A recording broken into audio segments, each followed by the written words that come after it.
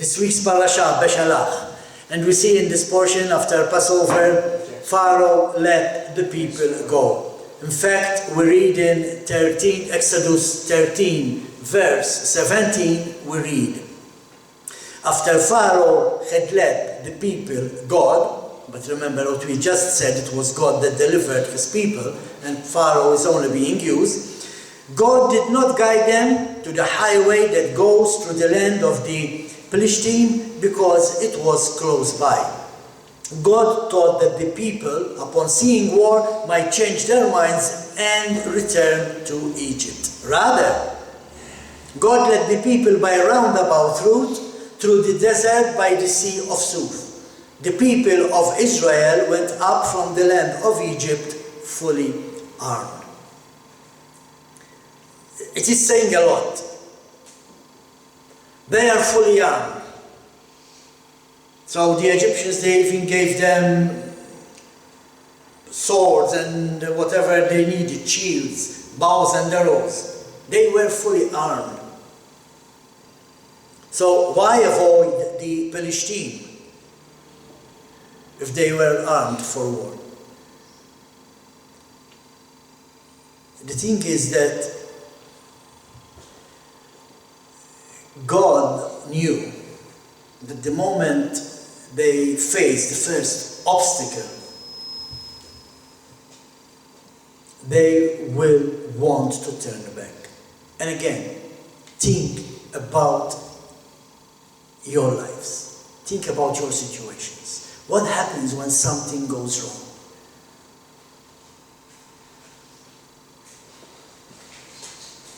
Going through the land of the Philistine was the easiest way to reach the promised land. But passing through the land of the enemy would certainly trigger resistance. So God said, the people might change their minds when they see war and return to Egypt. It is something that many believers do. Let's go to the next scripture. Exodus 14, 10 to 14. As Pharaoh approached, the people of Israel looked up and saw the Egyptians right there, coming after them. In great fear, the people of Israel cried out to Adonai and said to Moshe, was it because there weren't enough graves in Egypt that you brought us to die in the desert? Why have you done this to us, bringing us out of Egypt? Didn't we tell you in Egypt to let us alone? We'll just go on being slaves for the Egyptians. It would be better for us to be the Egyptian slaves than to die in the desert. Moshe answered the people, stop being so fearful. Remain steady, and you will see how Adonai is going to save you. He will do it today. Today you have seen the Egyptians, but you will never see them again. Adonai will not do. Adonai will do better for you. Just calm yourselves down. Now, why am I quoting these two scriptures? Because this is what the Torah portion this week talks about. Actually, it is what we've been talking about for the last, 10 weeks. It has to do with having faith in God. So here they are, freed from slavery from the Egyptians. The first thing that they might encounter is a war, and instead of having faith in God, they might want to return to Egypt. But not only that, so now God changed the route.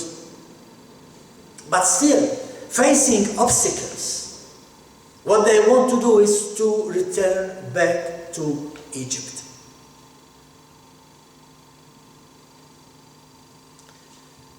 The question we need to ask is this: do we trust Him enough to do what He says? If God is telling us something, Do we trust Him enough?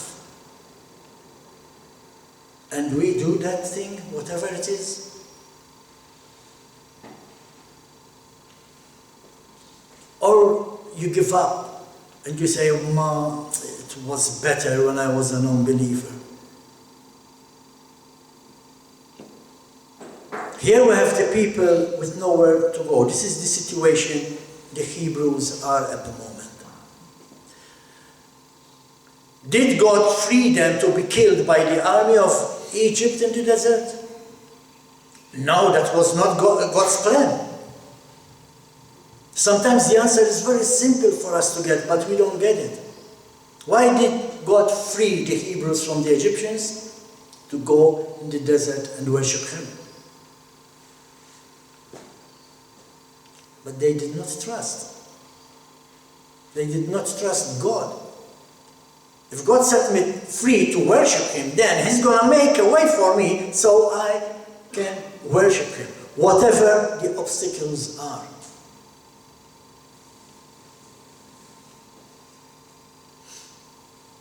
What is happening in this parasha? 3 days after Pharaoh let them go, they were supposed to return. That's what Moshe said. He said, let us go for 3 days, we go and worship our God. Did they return? No, they did not. So what happens? Egypt went chasing after them.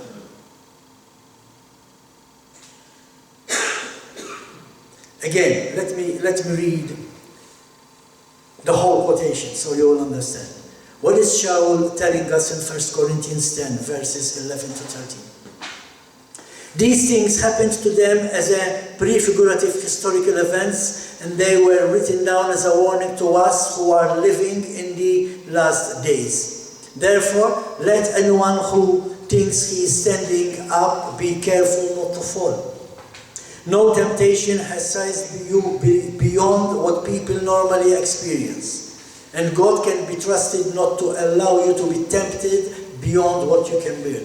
On the contrary, along with the temptation, He will also provide the way out, so that you will be able to endure.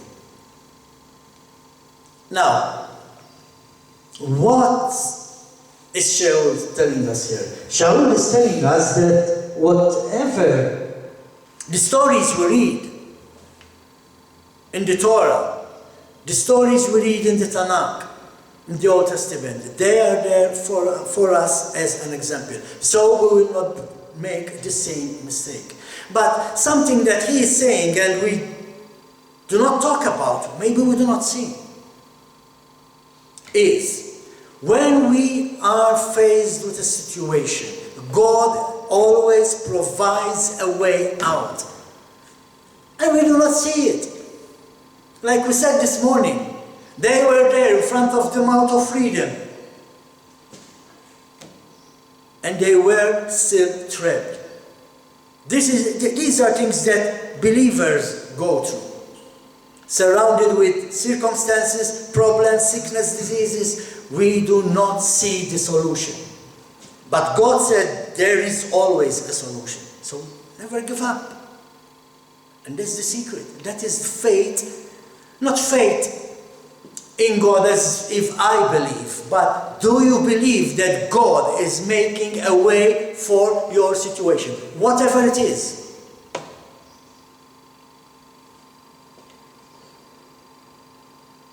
So here we are, 3 days after delivered out of Egypt, the Hebrews did not return. And what happens next? The Egyptians, they are chasing the Hebrews now. And after coming out of our Egypt, because this is the same thing, we were in Egypt and God delivered us. And after coming out of our Egypt, which is synonymous with sin, Egypt, sin, will chase us to make us to want to return to that lifestyle.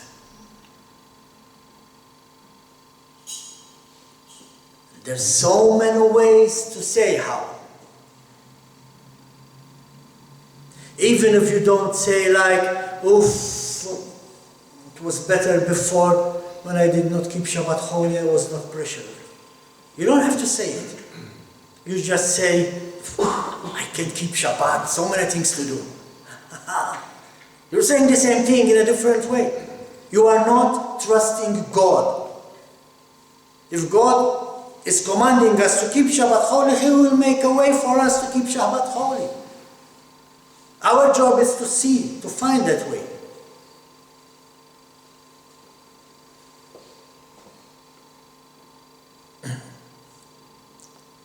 Not only Pharaoh was chasing them,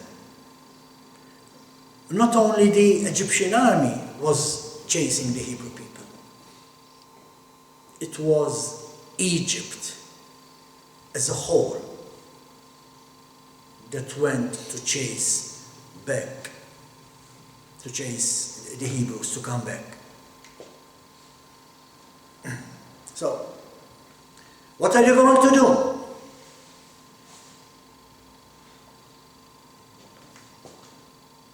What do you do? How are you acting when you are confronted with problems? How do you act? Are you trusting God, or you wish to return to the old lifestyle? Again, having a hard time keeping Shabbat holy. Yes, I know. I know. Egypt is chasing you to go back.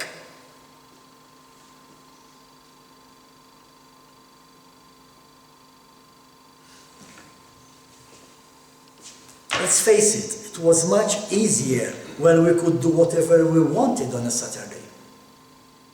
That's what people say. That's how many argue. I was not pressured.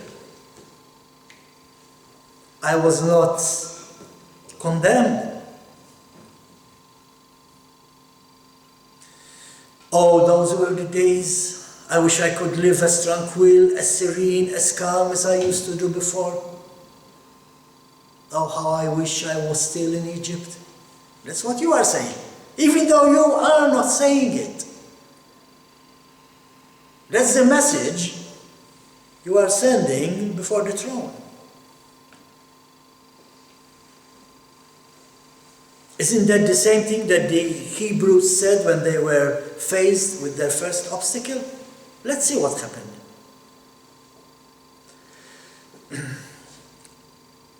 They saw the plagues. They experienced the plagues. They were there when the plagues hit Egypt. 10. Not 1. 10 plagues. They had to do nothing. Just sit there and watch Egypt go through the punishments. That's what's the job for the Hebrews. They had to do nothing. Nothing was needed from their behalf. God was doing everything by Himself. God brought them out of Egypt with His stretched arm. They needed to do nothing. All they had to do was eat Passover, which, let's face it, that's nothing bad at all, having a dinner. But it was all God's doing. The Hebrews, they needed to do nothing.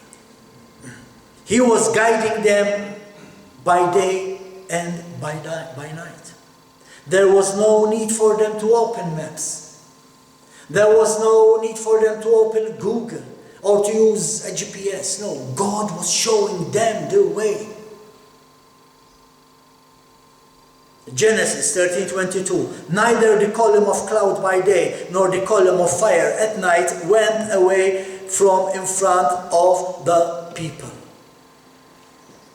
Yes, it's a miracle. But let's not stop there. It's not only a miracle. Do you understand that that is a promise of God? He promised He will never leave us. When you go through tough times, when you go through tough situations, do you see a cloud in front of you or a cloud of fire behind you at night? No. But God said, I will be there. He is still there.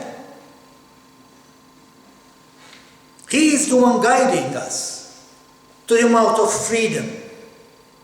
There is a amount of freedom in whatever situation you are. He will never leave us alone. He will provide for us. But do we believe that?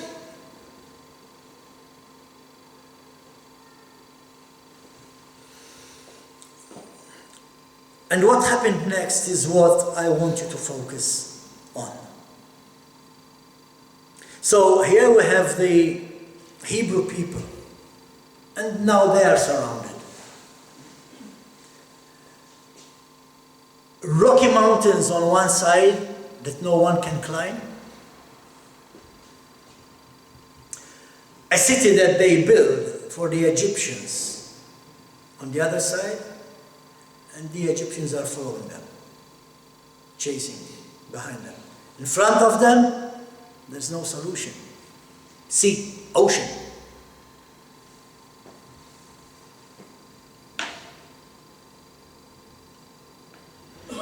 It was a huge pagan city that they built for the Egyptians. So, get this. They can go this way, they can go that way, they can go backwards because the Egyptians are there. And on the side, there is a reminder of their slavery days. And you know what they wanted to do, yes? But let's move on. 10 plagues, freed from slavery. And what is the first thing they do when they are confronted with a problem? Give up. They want to go back. What was Moshe's answer? Moshe answered the people, stop being fearful.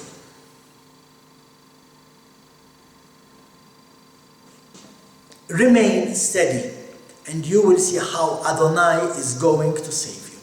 He will do it today. Today you have seen the Egyptians, but you will never see them again. Adonai will do better for you. Just calm yourselves down. This is Moshe's answer. Now, read these verses when you go home. Try to remember the scripture. And apply them to yourself when you are going through a situation, when something wrong comes your way. Something happens. Remember these scriptures. And do as Moses is instructing us to do. What is God telling you through these verses? He is telling you, I am here, I am fighting the fight for you. Why are you giving up? I have a solution. Why are you worried?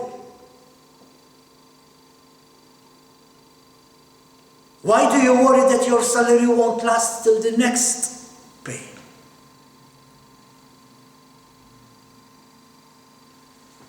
The same God who is sustaining us today is the same God who will sustain us tomorrow. We simply need to believe. Why are you worrying about payments? You might have to pay monthly. Oh, I'm afraid I won't be able to pay. The same God who provided your payment this month is the same God who will pay the next payment coming. Will help you pay the next payment coming. You simply need to believe. Why are you worried about loved ones not yet accepting the truth? We all have members in our family who we know they don't know God. Because there's a difference between believing in God and knowing God. If you ask the people, everybody believes in God. Of course I believe in God. But do they know God? But why are we worried? Will our worrying bring them closer to God? No. If you sit there all night, sitting on bed, worrying about your family loved one because they don't know God, will they come to know God in the morning? No. Look at what Yeshua is saying in Matthew 6:34. Don't worry about tomorrow. Tomorrow will worry about itself. Today has enough troubles already. You know how many troubles you have today? You know how many troubles you face coming here, driving your car? Who brought you here safely? Is it because you're a good driver? No, because God is making a way for you. He is protecting you.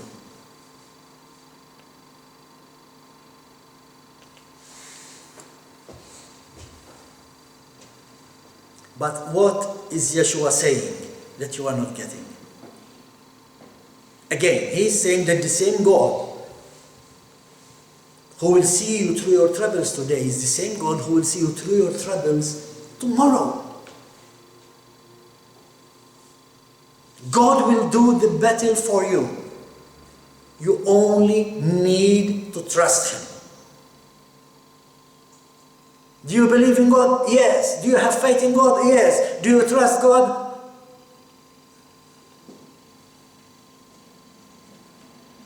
Trusting God means we simply do what He says. We will come to a part of that study soon. I had people coming to this congregation not coming for a Shabbat service because they want to study. Where's your faith in God? God is saying you have 6 days to study. On Shabbat, you come and worship me.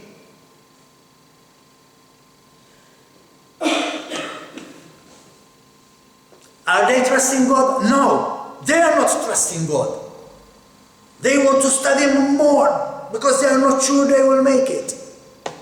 So on Shabbat, instead of obeying God and worshiping Him with the congregation or even at home, no, we stay at home studying. Trusting God means we simply do what He says. We will come to it. To say that Shabbat is hard to keep means that it was better when you were in Egypt. Don't say it. Don't come here and tell me, Martin, it's hard to keep Shabbat. No, it's not. Look for the way that God is making for you to keep Shabbat.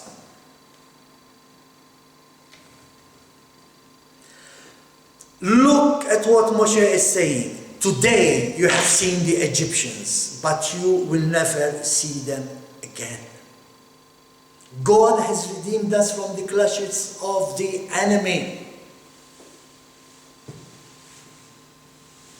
And what does the scriptures tell us? John 8, verse 36. So if the sun frees you, you will really be free. That's the complete Jewish Bible version. If Yeshua set us free, we are free indeed. We are no longer under the clutches of the enemy.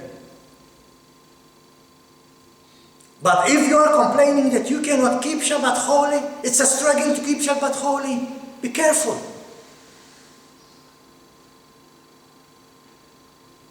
Because you are not 100% free. And if you are not 100% free, you are still a slave. The enemy has no power against you. Unless you listen to his demands. If you are now free, don't go back to the Egyptian lifestyle. Don't go back to an Egyptian lifestyle of bondage. Don't go back to an Egyptian lifestyle of fear. Don't go back to an Egyptian lifestyle of hopelessness, a lifestyle without joy. You know what the psalmist says, how happy he is on Shabbat? And people want to go back to the old ways. And people are teaching that Shabbat is not a holy day anymore. An Egyptian lifestyle, so to speak, does not proclaim God's name. So when you say, I cannot do this, I cannot do that, oh, I have this problem, I have this situation, you are not giving the glory to God. You are giving the glory to the enemy. And the enemy is going, yes, I got her. I got him.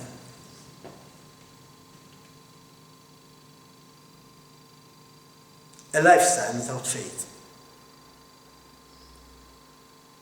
That's what it means. To go back to Egypt is to live a lifestyle without faith. And how do I know that people have no faith?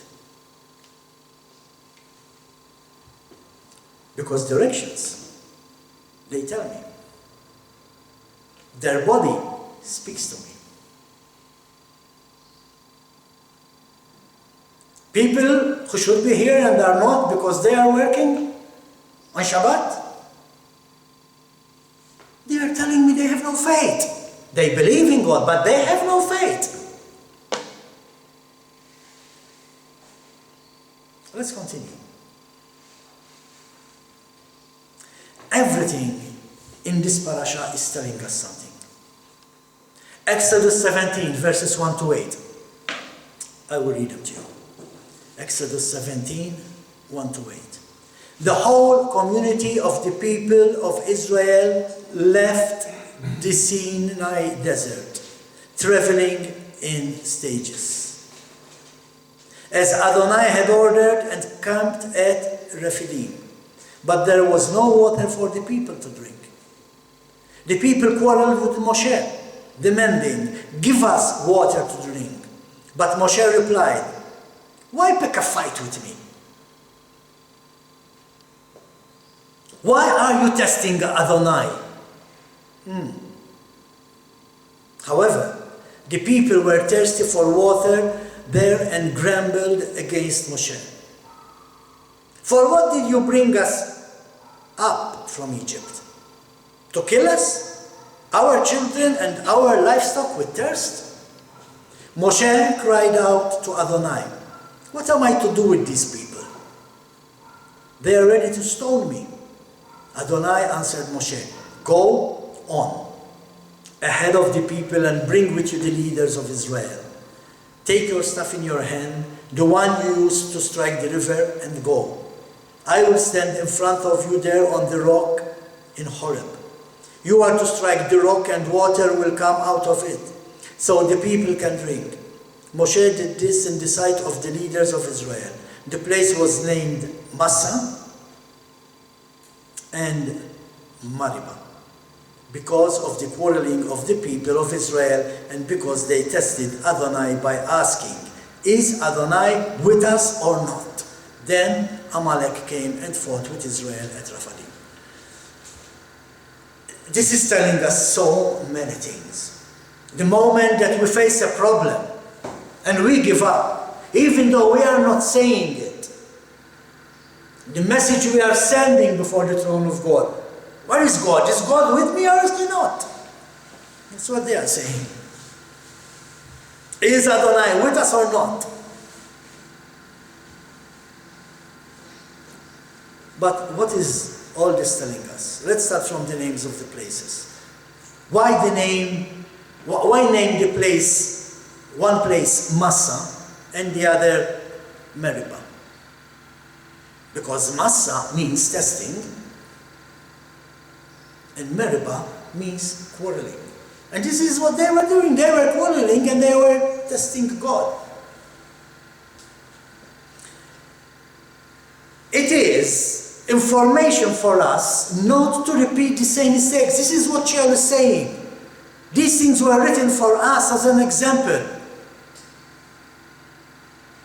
So now we know that we cannot test Adonai. We need to stop quarreling, especially with Adonai.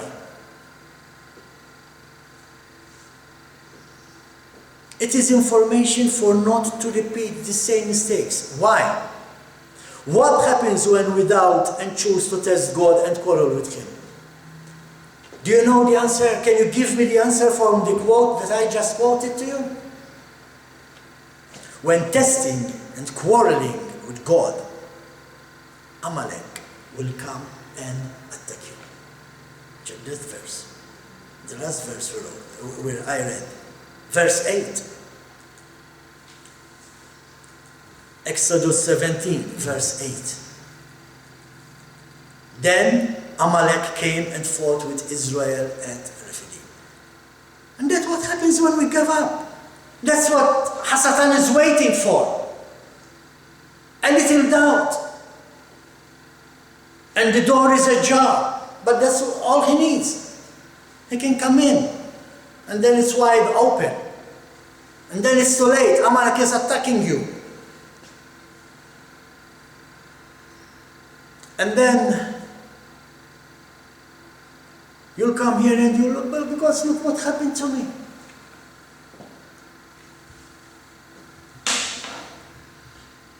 What happens when we do not trust in God?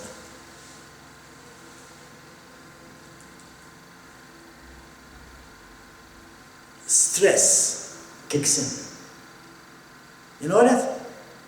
You have something, God is offering a solution, but instead of going this way, as God is saying, you go the other way. You're in the same situation, you're still in the same situation.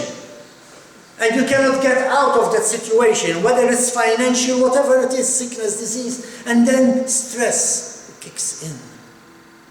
What are the effects of stress? Difficulty breathing, panic attacks, blurred eyesight or sore eyes, sleep problems, fatigue, muscle aches and headaches, chest pains and high blood pressure, indigestion or heat burn. Yes, you can tell I work at the hospital, yeah? But those are the side effects of stress. And this is what happened to the people in the desert. They did not trust God and they were attacked by Amalek. Stress could be an Amalek for the people of God. Why? Because if we do not trust God, if we are doubting God, the enemy will attack. This is what we understand in Judaism as one of the 5 levels of studying the Torah. Going deeper into the Word. Not only reading at a surface level, but we go beyond that. We read what is printed, but what is the Word saying? And again, Shaul is saying that what is happening in the 5 books of Moshe is for us to learn from and not to do the same mistakes. Don't allow Amalek to attack you. How do I do that? Have faith in God. Trust Him. Never doubt.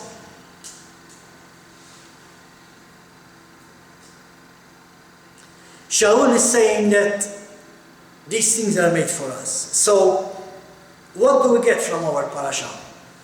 What do we get from the Exodus and the opening of the Red Sea? What is all this telling us? And it's telling us a lot of which you might have already heard from other preachers and teachers, but you know how it is over here. You can always get that extra something to learn. It is a Jewish understanding that the Exodus of Egypt would be a prototype of the ultimate redemption. What am I saying? In Judaism, it is believed that what happened in the Exodus that we are reading about will again happen in the future. Now, the Exodus is already happening. People are coming out of Egypt into Messianic Judaism. That's an Exodus. They are coming out to the truth. This means that whatever happened to our forefathers then will also happen to us when the time of redemption comes. It means what happened back then is how it will happen in the future. But we are privileged. We have the book. We know what they did and the consequences, so we need to be careful not to do as they did, so we will not be affected by the same consequences. During our Exodus, which is now, we will go through tests. We will go to trials. We will experience tribulations like our forefathers did. Not only as an individual, but it might also happen as a congregation, or as a people, as a nation, like what is happening in Israel. It was on the news yesterday that anti-Semitism is at the highest point ever since the Holocaust. Anti-Semitism is lifting its head. So now, it's okay, we are here. But when we have our hall, and when we have the sign which says Messianic Malta, a Torah observant community, then you wait for the attacks. But that's another thing. Shaul is saying, what happened is written for us not to repeat the same mistakes. How will you react when faced by circumstances that the Hebrews are in this parasha? Will you go back to Egypt, to a sinful life? Will you start breaking Shabbat because it's hard to keep it? Will you go running into a pagan false belief, seeking shelter in other false gods? Will you try to do things your way, thinking you can climb the rough terrain, rocky mountains that they were facing when mountains that nobody could climb? Or will you be a Nashon? You know what a Nashon is? You know who Nashon was? Who is Nashon?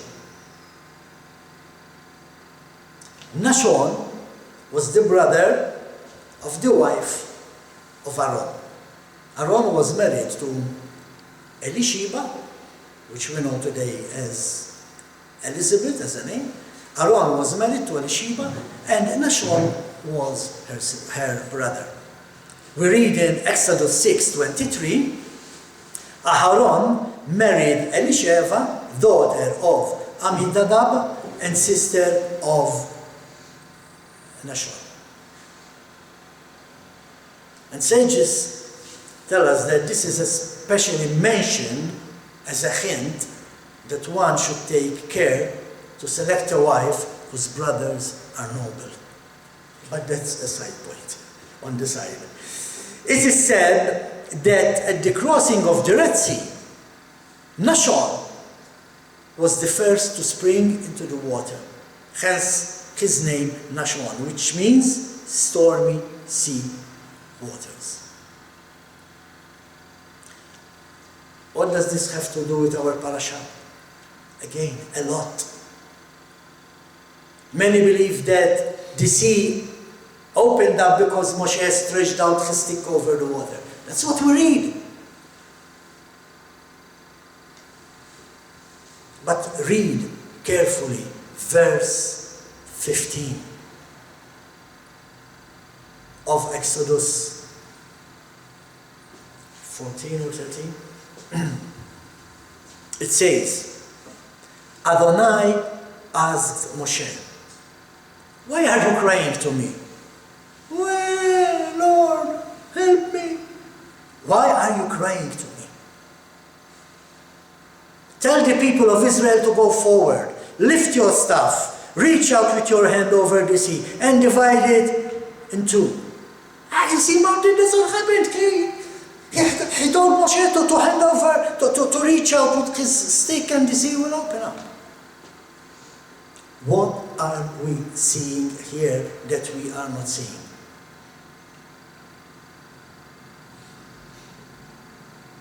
Before telling Moshe to stretch out his staff, God is telling the people to act.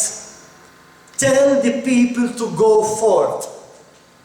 Then you stretch out the stick over the waters. Tell the people to act by faith.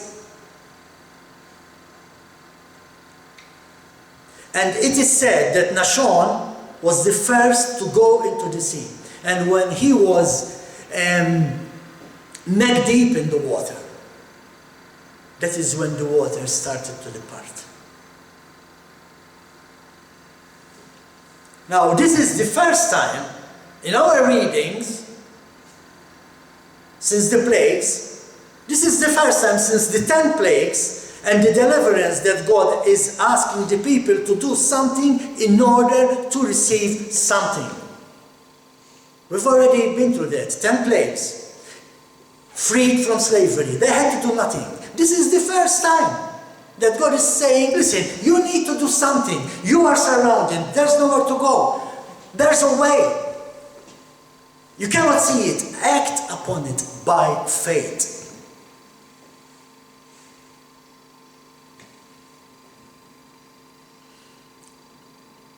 What is he telling them? What is God saying to the people? Tell the people of Israel to go forward. Tell them to go into the water. Take them to make the step by faith. Is God telling them to pray? No. Look at what he is saying through Moshe in Exodus 14:14. Exodus chapter 14, verse 14. Adonai will do battle for you. Just calm yourselves down. Other versions they say, you shall hold your peace. Shut up. Stop whining. Don't say anything. Fear not. Stand still. And to those who wanted to go and fight, Moshe is telling them, God will fight for you. Now don't get me wrong, because I know people who will hear this recording and they will twist my words. I'm not saying we are not to pray. Yes, we are commanded to bring our supplications to God. But now go to Exodus 14, verse 15. What is God telling them to do? Exodus 14, verse 15. Adonai asked Moshe, why are you crying to me? Why are you whining? Lord, I'm broke. You know, I can pray all night long, every night, for God to send us a place of our own. You know what the answer is every time I pray for a place for our own? The answer is, it's there. It's ready for you. Go find it. Go. But no, we expect God, like waiting on God. I'm waiting on God. What do you mean waiting on God? You're just sitting there waiting for God to do something? That's one of the ideas people get. Now I'm waiting on God. I've waited on God. When I said, Lord, I will lead this congregation, you send the people. Actually, he said, Martin, you will lead this congregation. I will send the people. Today, it's no longer I'm waiting on God. Today I need to go out and look for the people. I need to do something by faith. But Lord, look around me. Go. Do something. The solution is there. The people are there. God is already calling them.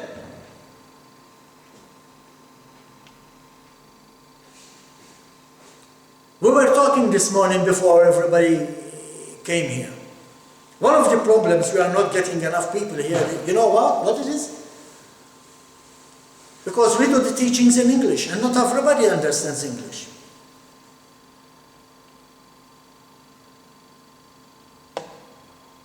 So God, I'm sure He's not asking me to translate, because I'm doing the teaching. But God is, or will one day ask some of you to be translators. What are you going to do about it? Oh Lord, no. Are you going to quarrel with God about it? Are you going to test God about it? Let's continue. Why are you crying to me? Why are you whining? Now picture this. The people came to Moshe asking him what to do. The people had 4 different ideas. You know that? There were like 4 different groups of people. And they said, the first group said, there's no hope. Let's go ahead and drown in the ocean. They were depressed. Their choice was to commit suicide. Isn't that the reality of today? You know how many suicides we have in Malta every week? Not on the news, but they are there.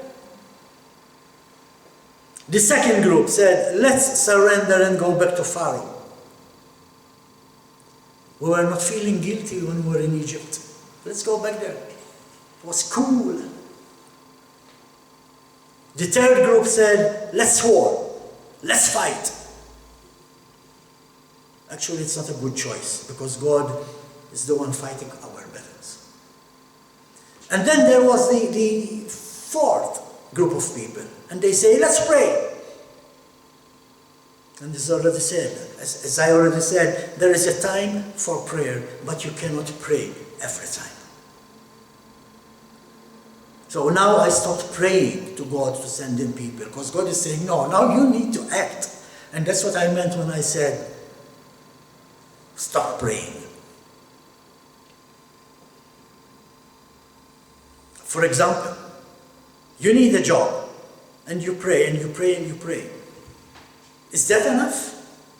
Will the morning comes and the telephone will ring, hey, I have a job for you. No, you need to go out and look for a job.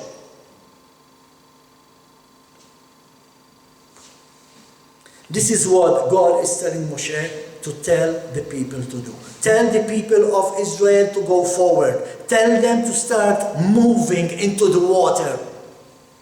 If he is asking them to go forward and there's water in front of them, this is what he's saying. Go. Start moving into the water. And this is the answer God gave to the 4 different groups of people. Let's go to the answers. Exodus 14, verse 13. Now, you can read them with me, so you will see what I am saying. Because I don't just want you to read, but I want you to get the revelation of what is written. Exodus 14, verse 13. Moshe answered the people, to the group who wanted to commit suicide. Stop being so fearful. Remain steady. You will see how Adonai is going to save you. He will do it today. That's the answer to the first group. To those who wanted to return to Egypt, Moshe is saying, today you have seen the Egyptians, but you will never see them again. Don't even think about going back to Egypt. I have redeemed you. I have brought you out. Don't go back to slavery. Again, whoever the Son sets free is free indeed.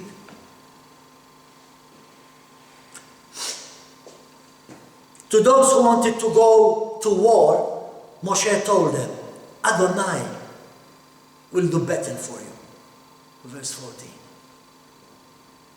And to those who said, okay, let's pray, God is saying, hey, just calm yourself. Look at it. Just calm yourselves down. And immediately, after this, God is telling the people to start walking into the sea. Stop committing suicide. Stop wanting to go back to Egypt. Stop wanting to go and fight. Stop praying. Just stand up. Move forward by faith. This is what God is saying. This is what it's telling me, at least.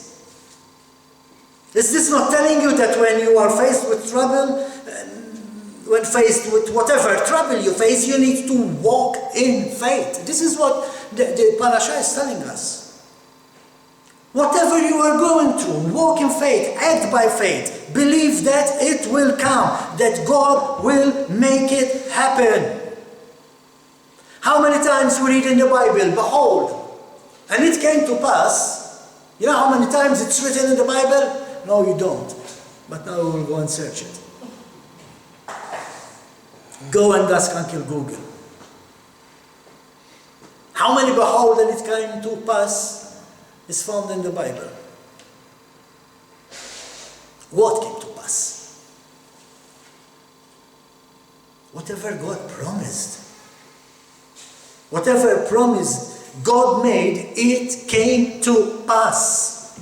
Now if He is telling us, fear not, stand still, don't argue, don't quarrel, just do as I am telling you. Would not that also come to pass? If not, it's because you are the one holding God back from doing His plan in your life. Now this is something I will need to hear. This is a message for me. You know how I know this is a message for me? Because building the notes, I keep getting things. And if I have to tell you everything that I get, I will never stop. It will take like about 4 more hours of this teaching. But it's for me. Stop crying, stop whining. Stop coming before me, Lord, send more people. Of course there's more people out there, Lord, who you are calling them. Send them here. No, He's telling me, no, you go and find them now.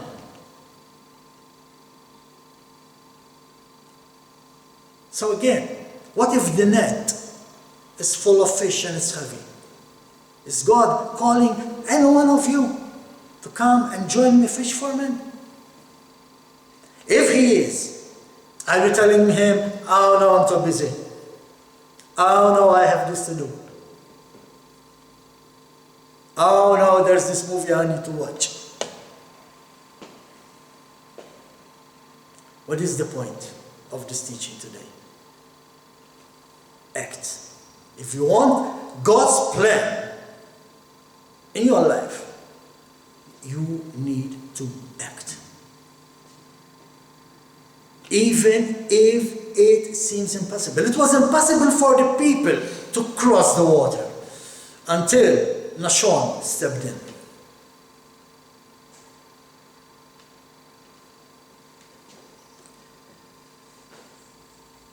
There is something else. We don't have time to go through it, but there is something else that gave Nashon the courage, the faith to step into the water.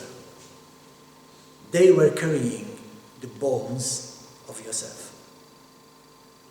And Moshe knew the story of Yosef. The people knew the story of Yosef. They knew how faithful to God he was. And there they are carrying his bones. Just one look. That was a man of faith. Let's go into the water. And that's why we need to read. That's why we are commanded to read the Parasha daily. And that's why it is important to receive the Parasha from tomorrow. Start opening your Bible. How many chapters there are? 5 chapters. Read 1 chapter a day. And then you have another day to contemplate about the whole thing. And then Shabbat you come here. That's how we build faith. By reading the Word of God. Remember, these things are written as an example for us. If the people could cross the waters, so can you when the waters are in front of you. Amen?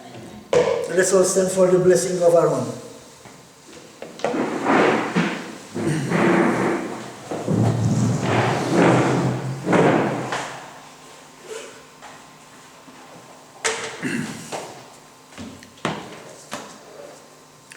May the Lord bless you and keep you. May Adonai make his face shine on you and show you his favor.